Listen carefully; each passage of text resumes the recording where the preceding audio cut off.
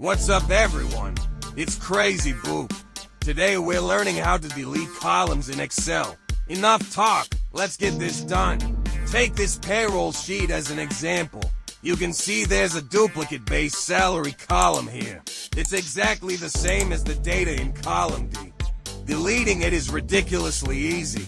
First, select the column you want to delete. Then look right here. Just hit delete. Boom! Done deal.